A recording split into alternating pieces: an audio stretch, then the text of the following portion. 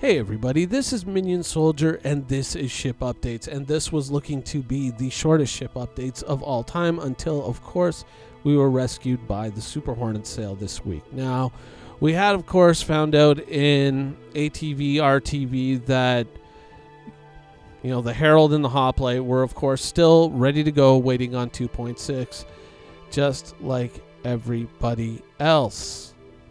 But we also... I was kind of hoping that they were going to show us a little bit of the early work in progress of the Cutlass, but I guess that it's not ready, and they have decided not to show us or even to speak of it yet. So I guess still in the early stages, not really ready to show things off yet. But we did, of course, today get the Super Hornet sale. Now I'm going to kind of break down the Super Hornet sale for you, how you can CCU, blah, blah, blah, blah, blah. And then I'm going to talk about the ship a little bit like I did last week with the Herald. And I'm going to kind of talk about the virtues of the Super Hornet. But let's get into the sale itself first. Now, first off, we have the discounted Super Hornets, which is kind of a unique thing to this sale.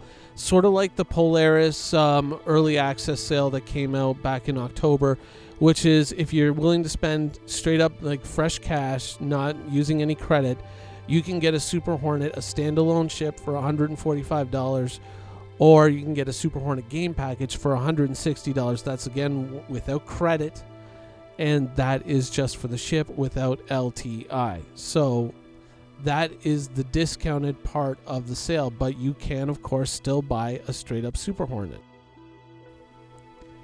Now, for the straight-up credit, sale where you can basically melt and get the ship, you can get an F7CM Super Hornet for $165, or you can get it for $180, which actually doesn't make sense because look at this next part of the sale. Instead of buying with credit, if you have a lower value ship, you can CCU into the Super Hornet from the Hornet Ghost, and the Hornet Tracker, and still get a $10 savings doing that through the CCU system. And so this also allows you to get an LTI Super Hornet, because if you have an LTI ship, say like a Dragonfly of lower value or a Buccaneer, you can then use that to CCU into a Hornet Ghost, or a Hornet Tracker, and then CCU into a Super Hornet, saving yourself $10 on the Super Hornet. So being able to buy just a straight up package or a straight up ship for $165 kind of doesn't make any sense if you do have something that you can CCU into and save yourself a bit of money. Though if you do end up melting that Super Hornet, you're not going to get the $165. You're still going to have $10 less. So something to bear in mind.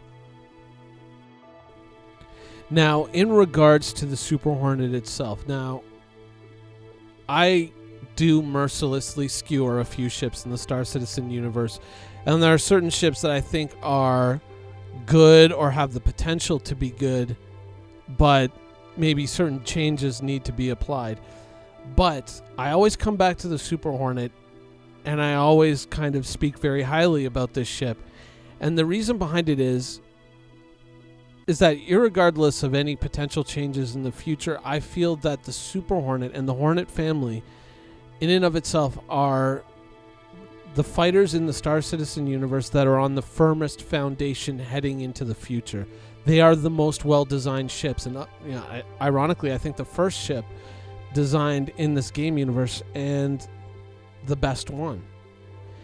It is the ship that is the most adaptable to any different situation, or at least the fighter that is the most adaptable to any different situation that it may face, in the fact that you can actually swap most of the components from the different versions of the Hornet, be it the Ghost, the Hornet Tracker, the standard Hornet, and the Super Hornet.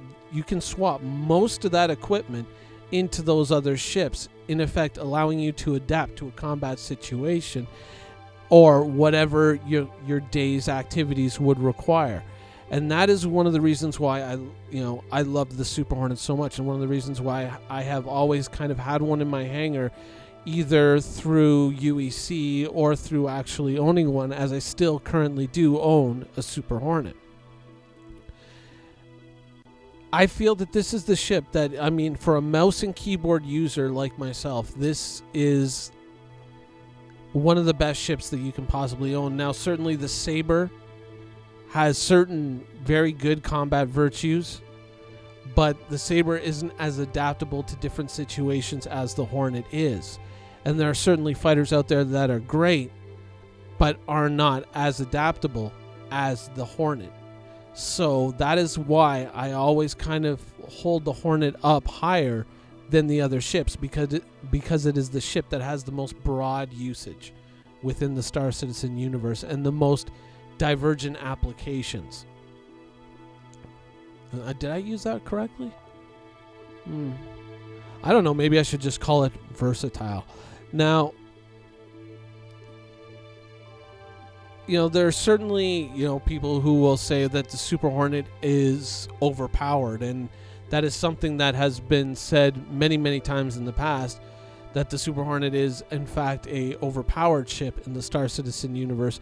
And I don't view the Super Hornet as overpowered. I simply view the Super Hornet as one of the very select few ships in the Star Citizen universe that was actually built correctly.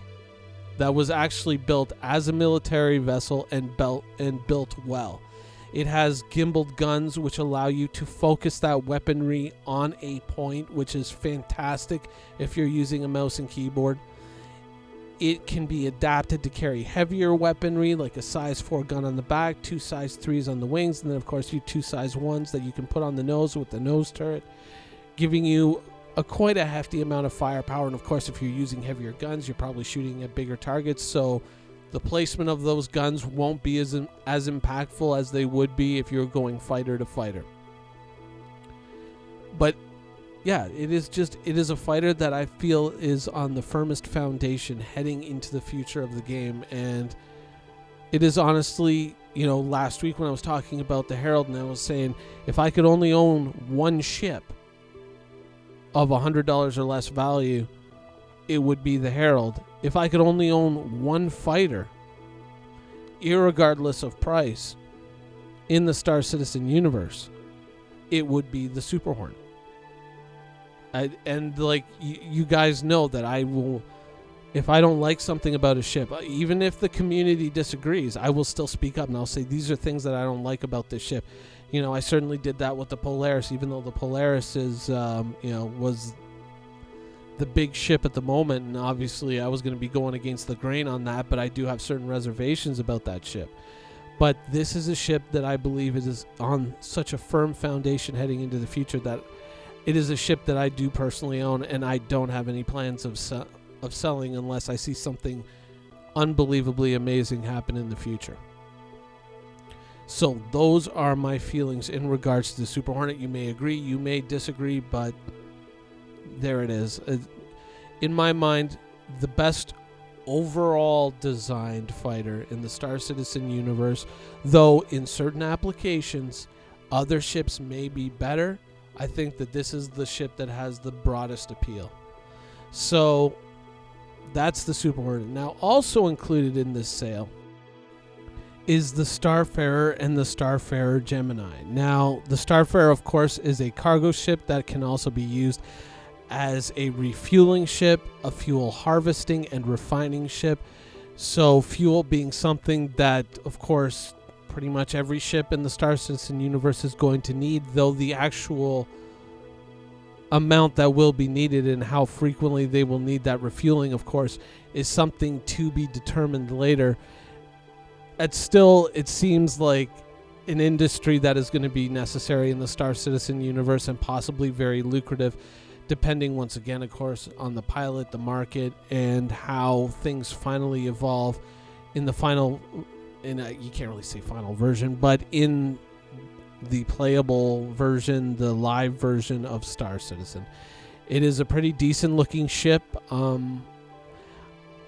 Not really my cup of tea, but I do acknowledge that obviously it is going to be a useful ship in the future. So if you're looking for that, that is also up for sale as well. But you will note that on these discounts, they're only 10% discounts, and it does not say cash only, So I would assume that you can still use credit to buy into one of these ships if you so desire. And one of the other unique things about the sale is every ship that is being offered in this sale, of course, is the Super Hornet and the Starfarer and the Starfarer Gemini, are playable in the Persistent Universe right now, which I think is one of the very rare times that there's ever been a sale where the ship has been ready to go the second you buy it.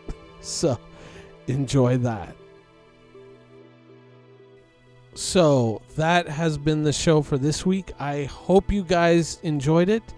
Now, for about the next month, as I've unfortunately found out today, my work schedule has been adjusted to compensate for circumstances beyond my control and beyond other people's control. I am now being forced to adapt for at least a month. So it may not impact the production of my videos at all, but likely it is going to cause a slight delay, especially in the production of ship updates. So it may be a few hours later on Fridays or Saturday mornings, depending on where in the world you are, but hopefully it should provide no impact whatsoever to you. But I am just alerting you to that fact that things might take a little bit longer to produce for at least the next month. So anyways, I hope you guys enjoyed it, and thanks for watching. Quantum travel initiated.